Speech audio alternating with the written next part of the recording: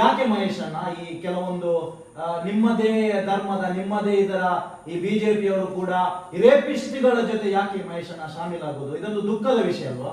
ನೋಡಿ, ಮುಂಚೆ ಕೂಡ ಇತ್ತಲ್ವಾ ಪೊಲೀಸ್ ಇಲಾಖೆ, ಸರ್ಕಾರ. ನಾವೊಂದು ನೋಡಿ, ಬೇರೆ ಒಂದು ವ್ಯವಸ್ಥೆ ಇಲ್ಲದ ಒಂದು ಕಡೆ ಜೀವಿಸುವುದಲ್ಲ, ನಮ್ಮಲ್ಲೆಲ್ಲ ಎಲ್ಲ ವ್ಯವಸ್ಥೆ ಇದೆ.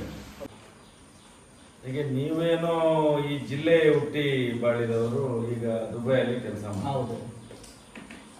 ನನಗೆ ಈಗ ಮೊನ್ನೆಯಿಂದ BBC ಇರ್ಬೋದು, ಆಜ್ ತಕ್ ಇರ್ಬೋದು, ಟೈಮ್ಸ್ ನೌ ಇರ್ಬೋದು, ಬೇರೆ ಬೇರೆ ಬೇರೆ ಬೇರೆ ರೀತಿಯ ಮಾಧ್ಯಮಗಳು ಡೆಲ್ಲಿಯಿಂದ ಬರ್ತಾ ಇದ್ದಾರೆ. ಬರಲೇಬೇಕು ಈ ಪಾಪಿಗಳು. ಮುಂದಿನ ದಿನಗಳಲ್ಲಿ ಅಣ್ಣಪ್ಪನ ಮಂಜುನಾಥನ ಶಾಪಕ್ಕೆ ಸಿಕ್ಕಾಕೊಂಡು ನರಳಿ ನರಳಿ ನರಳಿ ಈ ಅತ್ಯಾಚಾರಿಯಾಗೆ ಸಾಯಲಿಕ್ಕೆ ಬೀದಿಗೆ ಬರ್ತಾರೆ.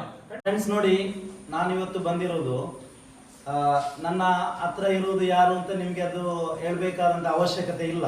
ಸಾಮಾಜಿಕ ಜಾಲತಾಣಗಳೆಲ್ಲ ನೋಡ್ತಾ ಇರ್ತೀವಿ.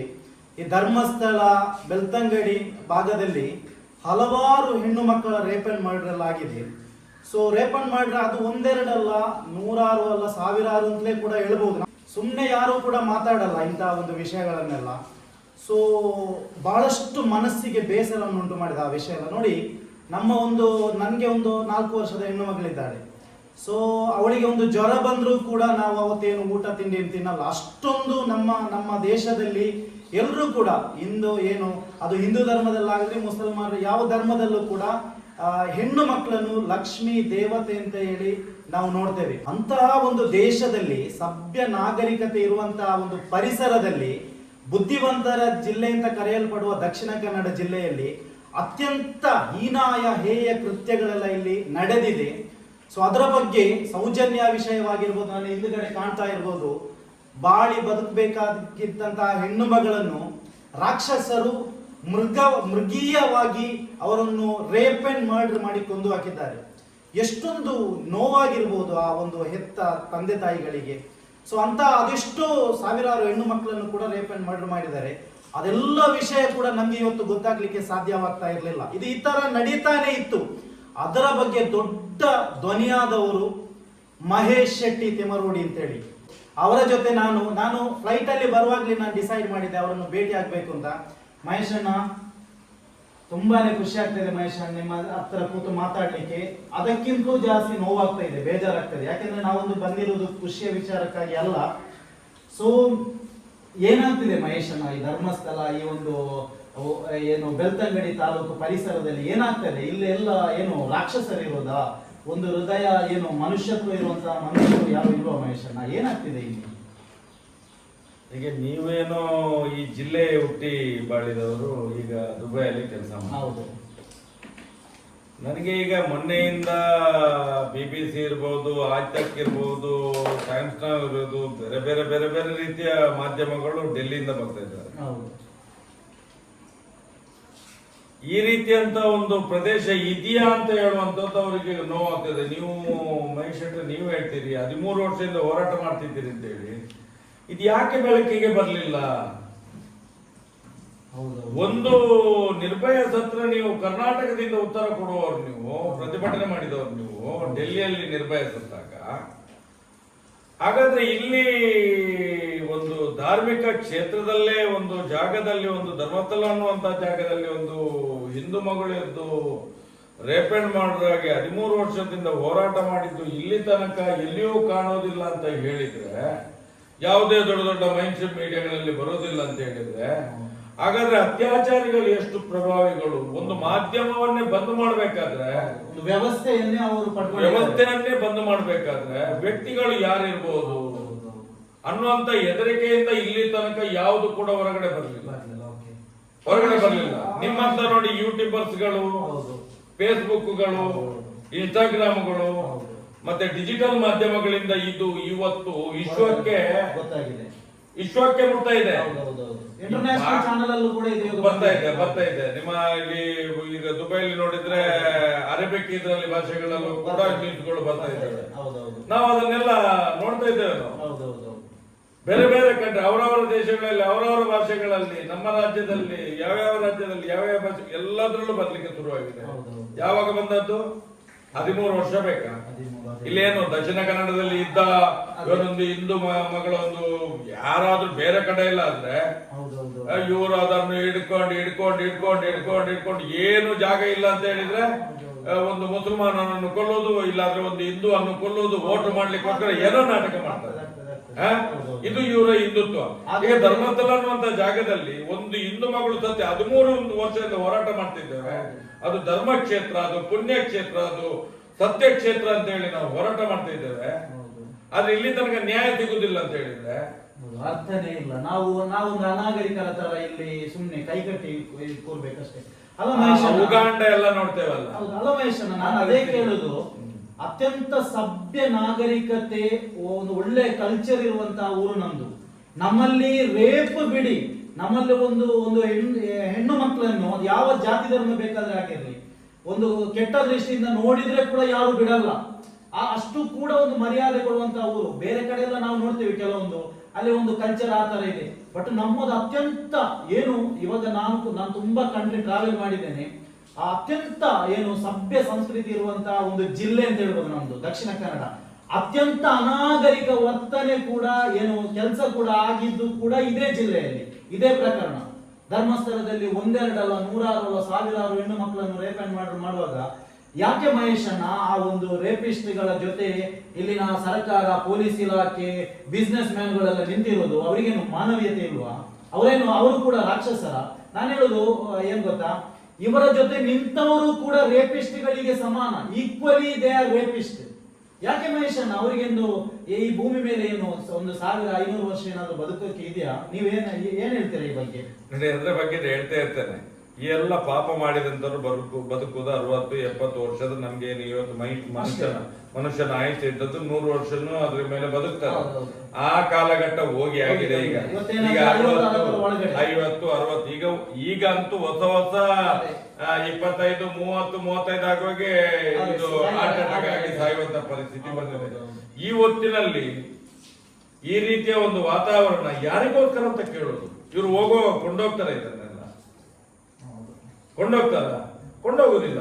ನಾನು ಹೇಳುವಂತದ್ದು ಹೆಣ್ಣು ಮಕ್ಕಳ ಶಾಪ, ಹೆಣ್ಣು ಮಕ್ಕಳ ರಕ್ತ ಬಲವಂತಾಗಿ ಭೂಮಿಗೆ ಬಿದ್ದರೆ ಯಾರ್ದು ಹೆಣ್ಮಕ್ಳಲ್ಲಿ, ಹಿಂದೂ ಇರ್ಲಿ, ಮುಸ್ಲಿಂ ಇರ್ಲಿ, ಕ್ರಿಶ್ಚಿಯನ್ ಇರ್ಲಿ, ಯಾವ್ದು ಇರ್ಲಿ, ಒಂದು ಅತೃಪ್ತ ಹೆಣ್ಣು ಮಕ್ಕಳ ರಕ್ತ ಈ ಮಣ್ಣಿಗೆ ಬಿತ್ತು ಅಂತ ಹೇಳಿದ್ರೆ ಈ ಮಣ್ಣು ಯಾರನ್ನು ಬಿಡುದಿಲ್ಲ. ಅವನು ರಾಜಕ್ಕೆ ಇರ್ಲಿ, ಪ್ರಧಾನಿ ಇರ್ಲಿ, ಮುಖ್ಯಮಂತ್ರಿ ಇರ್ಲಿ, ಅವನ ಅಪ್ಪ ಯಾರು ಬೇಕಾದಿರ್ಲಿ, ಯಾರನ್ನು ಬಿಡುದಿಲ್ಲ.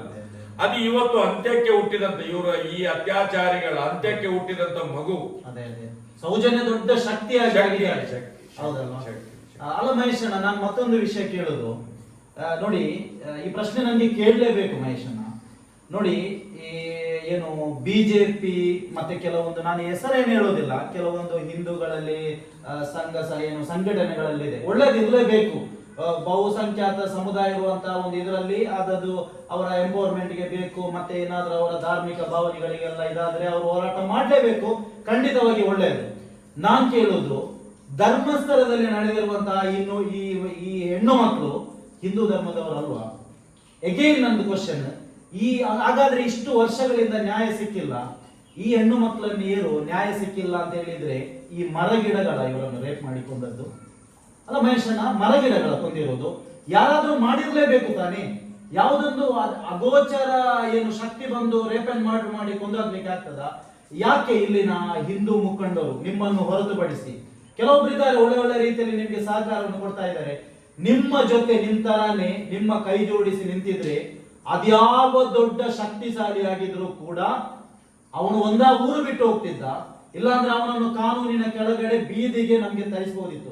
ಯಾಕೆ ಮಹೇಶಣ್ಣ ಈ ಕೆಲವೊಂದು ನಿಮ್ಮದೇ ಧರ್ಮದ, ನಿಮ್ಮದೇ ಇದರ ಈ ಬಿಜೆಪಿಯವರು ಕೂಡ ಈ ರೇಪಿಸ್ಟ್ಗಳ ಜೊತೆ ಯಾಕೆ ಮಹೇಶಣ್ಣ ಶಾಮೀಲಾಗುವುದು? ಇದೊಂದು ದುಃಖದ ವಿಷಯ ಅಲ್ವಾ? ನನಗೆ ಪ್ರಥಮತವಾಗಿ ಯೋಚನೆ ಆಗೋದು, ನೀವೊಬ್ಬ ಮುಸಲ್ಮಾನನಾಗಿ ನನ್ನ ಹತ್ರ ಈ ಪ್ರಶ್ನೆಯನ್ನು ಮಾಡ್ತಾ ಇದ್ದೀರಿ. ನನಗೆ ನಾಚಿಕೆ ಆಗ್ತಾ ಉಂಟು. ನನಗೆ ನಾಚಿಕೆ ಆಗ್ತಾ ಉಂಟು. ಯಾಕಂತ ಹೇಳಿದ್ರೆ ಇಲ್ಲಿ ತುಂಬಾ ಹಿಂದೂ ಸಂಘಟನೆಗಳಿದ್ದಾವೆ.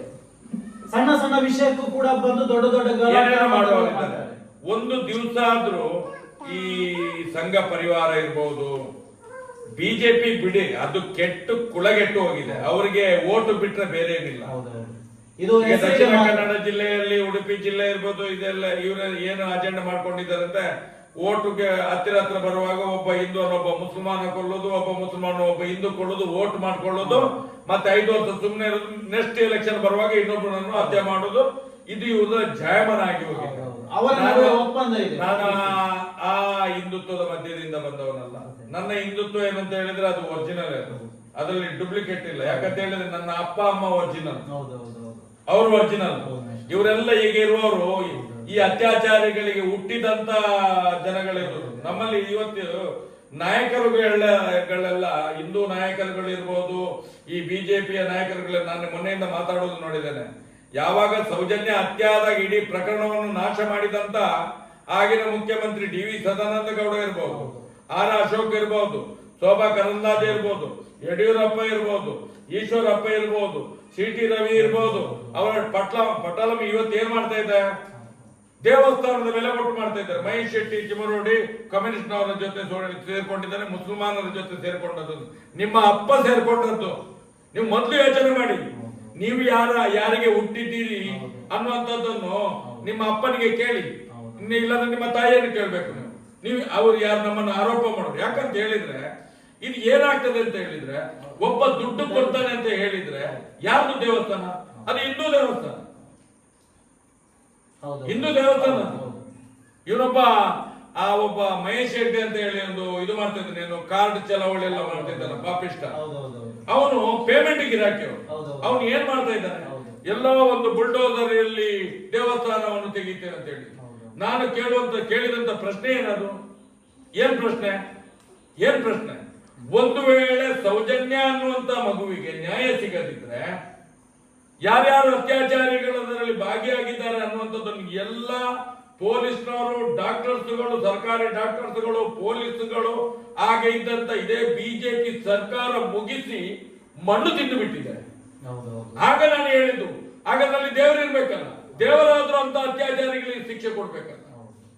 ಒಂದು ವೇಳೆ ದೇವರ ಇಲ್ಲ ಅಂತ ಹೇಳಿದಂತ ದೇವಸ್ಥಾನ ಇರ್ಬಾರ್ದು, ಅದನ್ನು ತೆಗೆದು ಬಿಡ್ಬೇಕು, ಬುಲ್ಡೋಸರ್ ಹತ್ತಿಸಿ ಅಂತ ಹೇಳಿರುವಂತದ್ದು. ಅದು ನಮ್ಮ ಭಾವನೆ. ಒಂದು ದೇವಸ್ಥಾನದಲ್ಲಿ ಸುಮ್ಮನೆ ದೇವಸ್ಥಾನ ಕಟ್ಟಿದ್ದು, ಬ್ರಹ್ಮಕಲಸ ಮಾಡಿದ್ದು, ದೇವರನ್ನು ಕೂರಿಸಿದ್ದು ಯಾತಕ್ಕೋಸ್ಕರ? ಸರ್ವೇ ಜನ ಸುಖಿನೋ ಭವಂತು, ಎಲ್ಲರಿಗೆ ಆ ದೇವರು ಕರುಣೆಯನ್ನು ಕೊಡಬೇಕು, ರಕ್ಷಣೆಯನ್ನು ಕೊಡಬೇಕು. ಎಲ್ಲಾದ್ರೂ ಬುದ್ಧಿ ಕೆಟ್ಟ ಇಂಥ ಪಾಪಿಗಳಿದ್ದಾರಲ್ಲ, ದುಡ್ಡಿಗೋಸ್ಕರ ಬರುವಂತ ಪಾಪಿಗಳಿಗೆ ಬುದ್ಧಿ ಇಲ್ಲ ಅಂದ್ರೆ ಬುದ್ಧಿ ಕೊಡಬೇಕು. ಅವನವನ್ನ ದೇವಸ್ಥಾನ ಅವನು ರಕ್ಷಣೆ ಮಾಡಬೇಕು. ಅಯೋಧ್ಯೆಯಲ್ಲಿ ಹೋಗಿ ಬೊಬ್ಬೆ ಹೊಡಿತಾರೆ ಇವರು. ಯಾಕೆ ಧರ್ಮಸ್ಥಳದಲ್ಲಿ ಬೊಬ್ಬೆ ಹೊಡೆಯುವುದಿಲ್ಲ? ಅದು ಯಾರು ದೇವಸ್ಥಾನ? ಅದು ಹಿಂದೂ ದೇವಸ್ಥಾನ ಅಲ್ವಾ? ಇವತ್ತು ಯಾರ ಕೈಯಲ್ಲಿದೆ? ಯಾತಕ್ಕೋಸ್ಕರ ಹೋಯ್ತು? ಯಾವ ಇಸುವಿಂದ ಹೋಯ್ತು? ಅದು ಕೋರ್ಟಿಗೆ ಕೊಟ್ಟಂತ ದಾಖಲೆ ಏನು? ಹಿಂದೂ ದೇವಸ್ಥಾನವನ್ನು ಉಳಿಸಿಕೊಳ್ಳಲಿಕ್ಕೆ ಆಗದಂತ ನತಮಸ್ತಕ ಈ ಹಿಂದೂಗಳು, ಪಾಪಿಗಳು. ಇದನ್ನು ನಾನು ಹಿಂದೂ ಅಂತ ಒಪ್ಪಿಕೊಳ್ಳುವುದಿಲ್ಲ. ಇವತ್ತು ಎಲ್ಲಾಗಿ ಒಂದು ಈಗ SIT ರಚನೆ ಆಗುವಾಗ ಇವರೆಲ್ಲ ಪೋಸ್ಟರ್ಗಳನ್ನು ಮಾಡುದು, ಇವರ ಅಪ್ಪನ ಪಿಂಡ ಇವರು ಯಾರು ಕಲಿಸಲಿಕ್ಕೆ? ಹಿಂದೂಗಳ ಮಂಗಗಳ. ಇವತ್ತು ನಾನು ಹೇಳ್ತೇನೆ, ದಕ್ಷಿಣ ಕನ್ನಡ, ಉಡುಪಿ ಜಿಲ್ಲೆ, ಇಡೀ ರಾಜ್ಯದಲ್ಲ ದೇಶದ ಹಿಂದೂಗಳು ನಮ್ಮ ಹೋರಾಟಕ್ಕೆ ಬೆಂಬಲವಾಗಿ ನಿಂತಿದ್ದಾರೆ. ಹೋರಾಟಕ್ಕೆ ಬೆಂಬಲ ಯಾರು? ಸಾಮಾನ್ಯ ಜನಗಳು. ಅದು ಜಾತಿ ಧರ್ಮ ಭೇದ ಎಲ್ಲ ಮರೆತು ಈ ಮಾತಾಡೋರು ಯಾರು ಗೊತ್ತಾ? ಈ ಚೇಲಗಳು, ಅಲ್ಲಿಂದ ಆ ಡಬ್ಬೆಯ ಕಾಸು ತಿಂದಂತ ಪಾಪಿಗಳು ಇರ್ತಾರಲ್ಲ. ಅರೆ ಇವರ ಮನೆಯ ಹೆಣ್ಣು ಮಕ್ಕಳನ್ನ ಯಾರು ಕೊಂಡೋಗಿ ಅತ್ಯಾಚಾರ? ನಾನು ಹೇಳ್ತೇನೆ, ಧರ್ಮಸ್ಥಳದಲ್ಲಿ ಒಂದು ಮುಸ್ಲಿಂ ಯುವತಿದ ಅತ್ಯಾಚಾರ ಆಗಿದೆಯಾ? ಇಲ್ಲ. ಒಂದು ಜೈನ ಸಮುದಾಯದ ಹುಡುಗಿದ ಅತ್ಯಾಚಾರ ಆಗಿದೆಯಾ? ಒಂದು ಕ್ರಿಶ್ಚಿಯನ್ ಸಮುದಾಯದ ಹುಡುಗಿದ ಅತ್ಯಾಚಾರ ಆಗಿದೆಯಾ? ಧರ್ಮಸ್ಥಳದಲ್ಲಿ ನಾವು ಇವಾಗ ಏನು ಅನಾದಿ ಕಾಲದಿಂದಲೂ ಅತ್ಯಾಚಾರ ಆಗಿ ಕೊಲೆಯಾದಂತ ಹೆಣ್ಣು ಮಕ್ಕಳ ಬಾಡಿ ಸಿಗ್ತಾ ಇತ್ತು. ಮೊನ್ನೆ ಒಬ್ಬ ಬಂದು ಹೇಳಿದಲ್ಲ, ಅದು ಬೇರೆ. ಅವನು ಹೇಳಿದಂತ ಕತೆ. ಅವನು ಬಾಡಿ ಊತಾಗ ಅದರಲ್ಲಿ ಒಳಗಡೆ ಇರೋ ಬಟ್ಟೆಗಳಿರ್ಲಿಲ್ಲ. ಯಾವಾಗ ಸೌಜನ್ಯನ ಬಾಡಿ ಸಿಕ್ಕಿತ, ನಮ್ಗೆ ಅದು ನೆನಪಡ್ತದೆ. ಸೌಜನ್ಯ ಬಾಡಿ ಸಿಗುವಾಗ್ಲೂ ಕೂಡ ಒಳಗಿನ ಅಂಡರ್ ಗಾರ್ಮೆಂಟ್ಸ್ ಅದು ಯಾವ್ದು ಇರ್ಲಿಲ್ಲ. ಅದೇ ತರದ ಬಾಡಿಯನ್ನು ಊತಿದ್ದೇನೆ ಅಂತ ಹೇಳ್ತಾರೆ. ಇದನ್ನೆಲ್ಲ ನೋಡುವಾಗ ಹಿಂದೂಗಳಿದ್ದು ಬಾಡಿ, ಹಿಂದೂ ಹೆಣ್ಮಕ್ಳಲ್ವಾ? ಉದಾಹರಣೆಗೆ ಇಲ್ಲಿ ಲೋಕಲ್ ಬೆಳ್ತಂಗಡಿ ತಾಲೂಕಿನ ಹೆಣ್ಮಕ್ಳನ್ನೇ ರೇಪ್ ಮಾಡಿ ಊತಿಟ್ಟದ್ದಿದೆ, ದಾಖಲೆ ಇಲ್ಲ, ಯಾವುದಿಲ್ಲ. ಇದ್ಯಾಕೆ ಈ ಬಿಜೆಪಿ ಅವರಿಗೆ, RSS ಸಂಘ ಪರಿವಾರದವರಿಗೆ ಗೊತ್ತಾಗ? ನಾವೇನು ಸುಮ್ಮನೆ ಕೂರ್ತೇವೆ ಅಂತ ಹೇಳಿಯಾ? ಇವರು ಒಟ್ಟಾರೆ ನಮ್ಮ ಮೇಲೆ ಆರೋಪವನ್ನು ಮಾಡಿದ್ರೆ ಮುಂದಿನ ದಿನಗಳಲ್ಲಿ ರಸ್ತೆಗೆ ಎಳಿತೇನೆ ಇವರನ್ನೆಲ್ಲ. ಜನಾಕ್ರೋಶ ಖಂಡಿತ ಇಡೀ ಜನಾಂದೋಲನ ಮಾಡಿ ಇವತ್ತು ಏನು ಸಂಘ ಪರಿವಾರ, ನಾನು ಕೂಡ ಸ್ವಯಂ ಸೇವಕ ಸ್ವಾಮಿ, ನಾನು RSS ಸ್ವಯಂ ಸೇವಕ, ನಾನು ಎದೆ ತಟ್ಟಿ ಹೇಳ್ತೇನೆ. ನನಗೆ ಧರ್ಮಸ್ಥಳದಲ್ಲಿ ಇರುವಂತ ಅತ್ಯಾಚಾರಿಗಳು ಯಾರು ಅಂತ ಬೇಕು ನನಗೆ. ಅದು ಮಹೇಶ್ ಅಣ್ಣ, ಅದು ಗೊತ್ತಾಗ್ಲೇಬೇಕು. ಯಾಕಂದ್ರೆ ನೋಡಿ, ಇವಾಗ ನಾವು ಏನಾದ್ರೂ ಫೇಸ್ಬುಕ್ ಅಲ್ಲಿ ನಮ್ಮ ಯೂಟ್ಯೂಬ್ ಚಾನೆಲ್ ಎಲ್ಲ ನಾವು ಮಾತನಾಡುವಾಗ ಇಲ್ಲಿನ ಏನು ಅಧಿಕಾರಿಗಳಿರ್ಬೋದು, ಬೇರೆ ಕೆಲವೊಬ್ರು ಕೂಡ ನಮ್ಗೆ ಕೂಡ ಏನು ಭಯವನ್ನು ನಾವು ಭಯಪಟ್ಟು ಸುಮ್ಮನೆ ಕೂರ್ಬೇಕು ಅಂತ ಅವ್ರ ಹೇಳಿಕೆಗಳನ್ನೆಲ್ಲ ಕೊಡ್ತಾ ಇರ್ತಾರೆ. ಹಾಗಾದ್ರೆ ನಾನು ಕೇಳೋದು, ಇಲ್ಲಿನ ಪೊಲೀಸ್ ಇಲಾಖೆ, ಇಲ್ಲಿನ ಸರ್ಕಾರ ಸರಿಯಾಗಿ ಕೆಲಸ ಮಾಡ್ತಾ ಇರ್ತಿದ್ರೆ ಇಷ್ಟೊಂದು ರೇಪ್ ಅಂಡ್ ಮರ್ಡರ್ಗಳು ಆಗ್ತಾ ಇರ್ಲಿಲ್ಲ. ಸಂಪೂರ್ಣವಾದಂತಹ ವೈಫಲ್ಯ ಇದೆ ಇದರಲ್ಲಿ, ಸಂಪೂರ್ಣವಾಗಿ. ನನ್ನ ಒಂದು ಅಂದಾಜು ಪ್ರಕಾರ ನಾನು ಹಲವಾರು ವಿಡಿಯೋಗಳನ್ನು, ಹಲವಾರು ಜನರ ಮಾತುಗಳನ್ನೆಲ್ಲ ಆಲಿಸಿದ್ದೇನೆ. ತುಂಬಾ ನನಗೆ ಫ್ರೆಂಡ್ಸ್ ಇದ್ದಾರೆ ಇಲ್ಲಿ ಉಜಿರೆಯಲ್ಲಿ, ಧರ್ಮಸ್ಥಳದಲ್ಲೆಲ್ಲ. ಸೊ ಇದರಲ್ಲಿ ಏನಾದ್ರೂ ಸಿಕ್ಕಿ ಬಿದ್ರೆ ಈ ರೇಪಿಸ್ಟ್ಗಳ ಜೊತೆ ಅವತ್ತಿನ ಪೊಲೀಸ್ ಅಧಿಕಾರಿ ಯಾರಿದ್ದಾರೆ, ಮತ್ತೆ ಆರೋಗ್ಯ ಅಧಿಕಾರಿ ಯಾರೆಲ್ಲ ಇದನ್ನು ಮುಚ್ಚಿ ಹಾಕಿದ್ದಾರೆ ಮಹೇಶಣ್ಣ. ಇವಾಗ ಯಾರ್ಯಾರು ವಿಡಿಯೋ ಮಾಡಿ ಹಿಂದೂ ವಿರೋಧಿ ಅಂತ ಬಿಡ್ತಾ ಇದ್ದಾರೆ, ಇವರೆಲ್ಲ ರೇಪಿಸ್ಟ್ಗಳಾಗ್ತಾರೆ. Equally rapist. ಅವರು ಅರ್ಥ ಮಾಡ್ಬೇಕು. ಈ ಒಂದು ವಿಡಿಯೋ ಮುಖಾಂತರ ಹೇಳೋದು, ನೀವೆಲ್ಲ ಆಟ ಆಡ್ತಾ ಇರೋದು ಒಂದು ಹೆಣ್ಣು ಮಗಳ ಹಲವಾರು ಹೆಣ್ಣು ಮಗಳ ಅವರು ಅನ್ಯಾಯವಾಗಿ ಕೊಲ್ಲಲ್ಪಟ್ಟದ ಹೆಣ್ಣು ಮಕ್ಕಳಿಗೆ ತಾವು ಕೂಡ ಅನ್ಯಾಯವನ್ನು ಎಸಗ್ತಾ ಇದ್ದೀರಾ. ಮಹೇಶಣ್ಣ, ಇವಾಗ SIT ತನಿಖೆ ಎಲ್ಲ ಬಂದಿದೆ, ಸಿದ್ದರಾಮಯ್ಯನವರೆಲ್ಲ ಹೇಳಿದ್ದಾರೆ. ಇವಾಗ ನೈಜ ಆರೋಪಿಗಳು ಸಿಕ್ಕಿಲ್ಲ ಅಂತ ಅಂದ್ಕೊಳ್ಳಿ. ಇವಾಗ ನಮ್ಗೊಂದು ಸಣ್ಣ ನಂಬಿಕೆ ಇದೆ, ಅದರಲ್ಲಿ ಒಳ್ಳೆ ಆಫೀಸರ್, ಸಿನ್ಸಿಯರ್ ಆಫೀಸರ್ ಎಲ್ಲ ಇದ್ದಾರೆ. ಓಕೆ, ಸಿಕ್ಕಿಲ್ಲ ಅಂತ ಅಂದ್ಕೊಳ್ಳಿ. ಇವಾಗ ನಮ್ಗೆ ಸಿಗ್ಬಹುದು ಅಂತ ದೊಡ್ಡ ಒಂದು ಆಶಾಭಾವನೆ ಇದೆ. ಸಿಕ್ಕಿಲ್ಲ ಅಂತ ಅಂದ್ರೆ ಮಹೇಶ್ ಅಣ್ಣ, ನಾವು ಇದನ್ನು ಇಲ್ಲಿಗೆ ಬಿಟ್ರೆ ಸಾಕಪ್ಪ, ಇದು ನಾವು ಯಾಕೆ ಇದರ ಹಿಂದೆ ಹೋಗುದಂದ್ರೆ ನಮ್ಮನ್ನು ಮುಂದಿನ ಪೀಳಿಗೆ ಉಂಟಲ್ವಾ, ನಮ್ಮನ್ನು ಅನಾಗರಿಕರು, ರಾಕ್ಷಸರು, ಆ ಕಾಲದಲ್ಲಿ ಬದುಕಿದ್ದವರು, ಅವಿವೇಕಿಗಳು ಅಂತ ಅಂದುಕೊಳ್ಬಹುದು. ಮಹೇಶ್ ಅಣ್ಣ, ನಿಮ್ಮಲ್ಲಿ ನಾನು ರಿಕ್ವೆಸ್ಟ್ ಮಾಡ್ತಾ ಇದ್ದೇನೆ ಪ್ರೀತಿಯಲ್ಲಿ, ಏನಾದ್ರೂ ಈ ಒಂದು ಪ್ರಕರಣ ಮುಚ್ಚಿ ಹೋಗುವಂತ ಹಂತಕ್ಕೆ ಬಂದ್ರೆ ಮಹೇಶ್ ಅಣ್ಣ, ದಯವಿಟ್ಟು ತಾವು ಒಂದು ಹೆಜ್ಜೆ ಕೂಡ ಹಿಂದೆ ಹೋಗ್ಬಾರ್ದು. ಈ ಒಂದು ಹೋರಾಟದಿಂದ ದೊಡ್ಡ ಜನಾಂದೋಲನಕ್ಕೆ ಕರೆ ಕೊಡಬೇಕು ಮಹೇಶ್ ಅಣ್ಣ. ತಾವು ಜನರ ಶಕ್ತಿಯ ಮುಂದೆ ಉಂಟಲ್ವಾ, ಅದೆಷ್ಟೇ ಎಷ್ಟೇ ಸಾವಿರಾರು ಕೋಟಿ ಇರ್ಲಿ, ಪವರ್ ಇರ್ಲಿ, ಜನರ ಆಕ್ರೋಶದ ಮುಂದೆ ಅವರು ಸೋಲ್ಲೇಬೇಕು. ಅದು ನಿಮ್ಗೆ ಗೊತ್ತಿರ್ಬೋದು, ಬಾಂಗ್ಲಾದೇಶದಲ್ಲಿ ಏನಾಯಿತು, ಬೇರೆ ಕಂಟ್ರಿಗಳೆಲ್ಲ ಏನಾಗಿದೆ ಅಂತ. ಒಂದು ದೇಶದ ಪ್ರೈಮ್ ಮಿನಿಸ್ಟರ್ ಅನ್ನು ಸಹ ಓಡಿಸಿದಂತಹ ಉದಾಹರಣೆ ಇದೆ ಮಹೇಶ್ ಅಣ್ಣ. ತಾವು ದಯವಿಟ್ಟು ಯಾವುದೇ ಕಾರಣಕ್ಕೂ ಕೂಡ ಇದರಲ್ಲಿ SIT ಇಂದ ಕೂಡ ಸಾಧ್ಯ ಆಗದಿದ್ರು ಕೂಡ ತಾವು ದೊಡ್ಡ ಜನಾಂದೋಲನಕ್ಕೆ ಕರೆ ಕೊಡಬೇಕು ಮಹೇಶ್ ಅಣ್ಣ. ಏನ್ ಹೇಳ್ತೀರಾ ಈ ಬಗ್ಗೆ? ನೋಡಿ, ಈ ಸಮಾಜದಲ್ಲಿ ಶಾಂತಿ ಮಂತ್ರವೇ ಆವತ್ತು ಗಾಂಧೀಜಿಯಿಂದ ಇಲ್ಲಿ ತನಕ ಆಡ್ಕೊಂಡೇ ಬಂದದ್ದು. ಹೌದು, ಶಾಂತಿ ಆಗದಿದ್ರೆ ಕ್ರಾಂತಿ ಆಗೇ ಬಿಡುತ್ತೆ, ಅದು ಸತ್ಯವೇ. ಆಗಲೇಬೇಕು, ಆಗುತ್ತೆ. ಹೌದು, ನಿಮ್ಮಿಂದ ಸಾಧ್ಯ ಆಗ್ಲಿಲ್ಲ.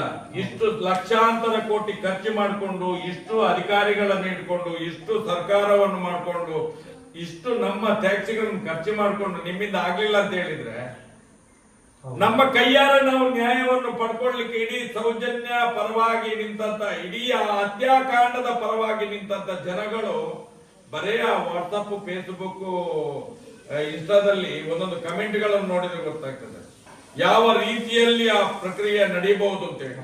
ಅದಕ್ಕೆಲ್ಲ ನಾನು ಹೇಳುವಂತದ್ದು, ಈಗ ಬಂದ SIT ಇರ್ಬೋದು, ಸರ್ಕಾರಗಳಿರ್ಬೋದು, ಇವ್ರಿಗೆಲ್ಲರಿಗೆ ಮನವಿ ಮಾಡುವಂತದ್ದು, ಕಾನೂನನ್ನು ಕೈಗೆತ್ತಿಕೊಳ್ಳುವಂತ ಕೆಲಸವನ್ನು ನಮ್ಗೆ ಕೊಡ್ಬೇಡಿ, ದಯವಿಟ್ಟು ಕೊಡ್ಬೇಡಿ. ಈ ದೇಶದಲ್ಲಿ ಒಂದೇ ಒಳ್ಳೆ ಕಾನೂನು ಉಂಟು.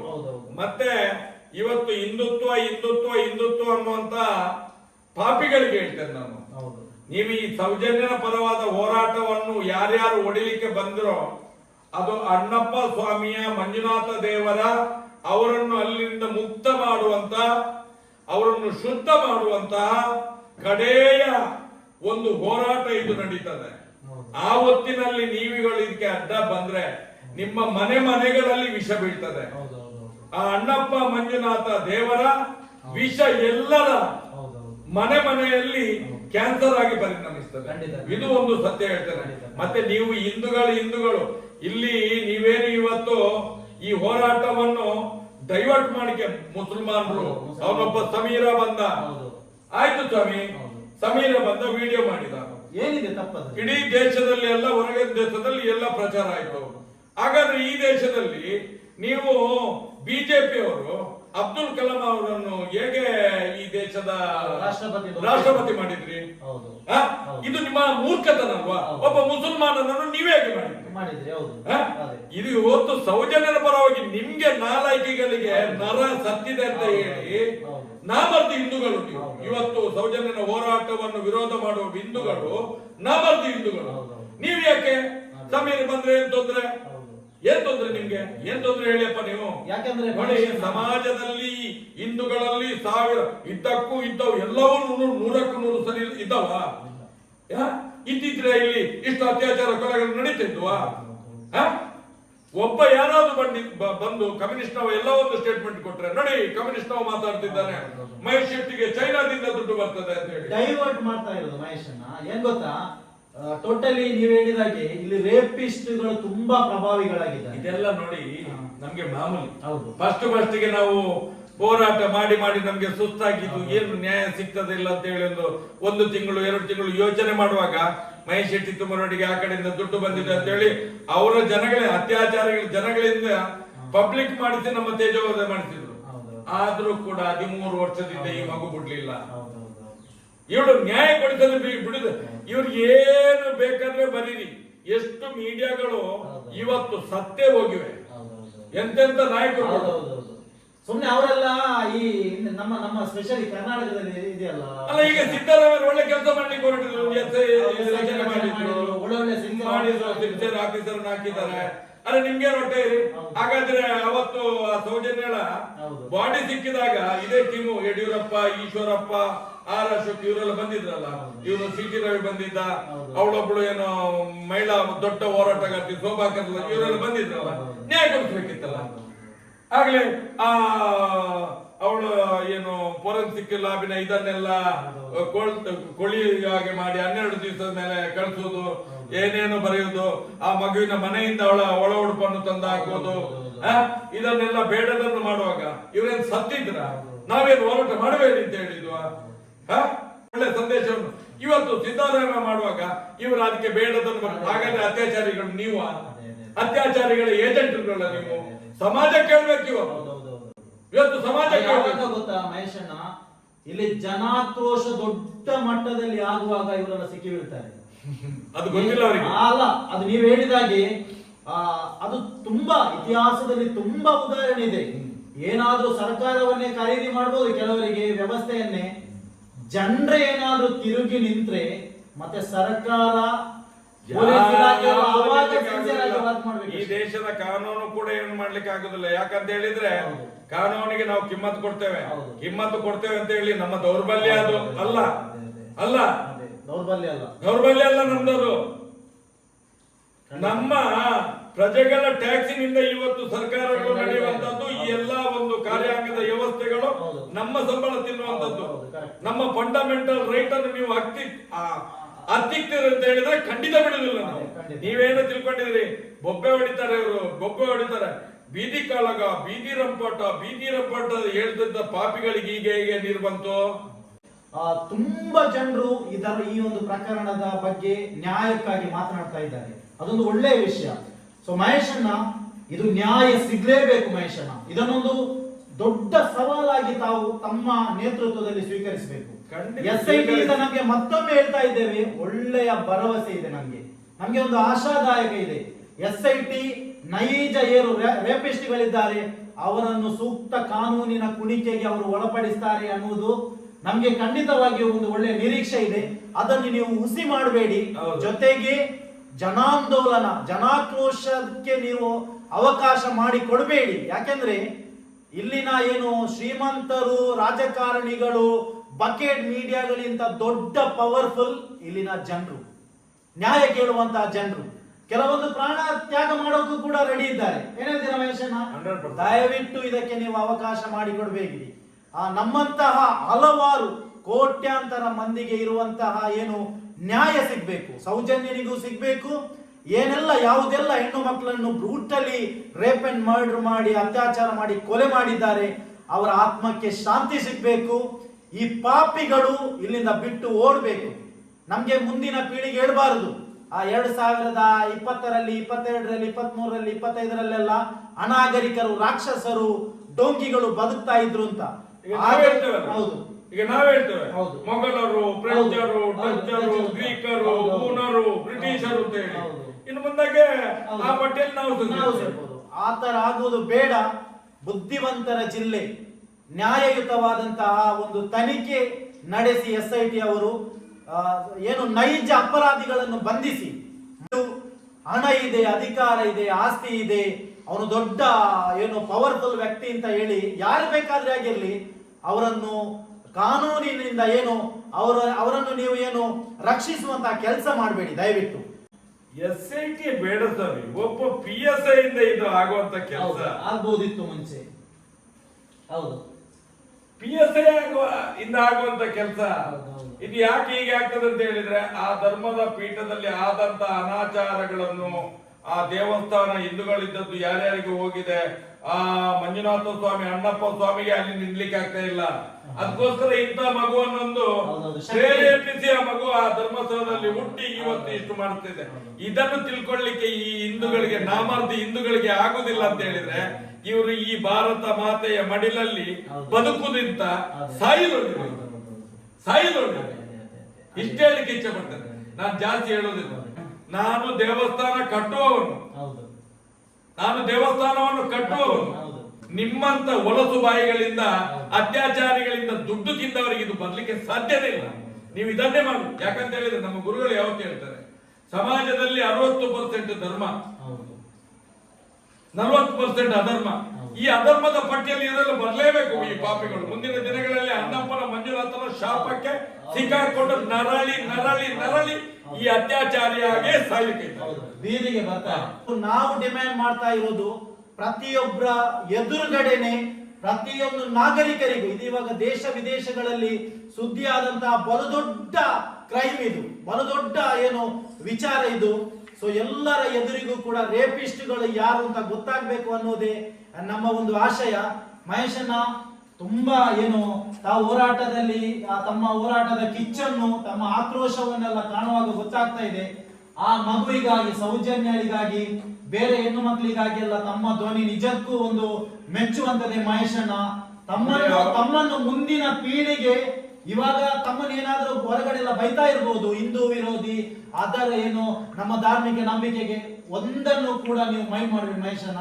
ನಿಮ್ಮನ್ನು ಮುಂದಿನ ಪೀಳಿಗೆ ನಿಮ್ಮನ್ನು ದೊಡ್ಡ ವ್ಯಕ್ತಿಯಾಗಿ ಪಾಠ ಪುಸ್ತಕದಲ್ಲಿ ಸಮೇತ ಓದ್ಲಿಕ್ಕಿದ್ದಾರೆ ಇಲ್ಲಿನ ಮುಂದಿನ ಏನು ಪೀಳಿಗೆ.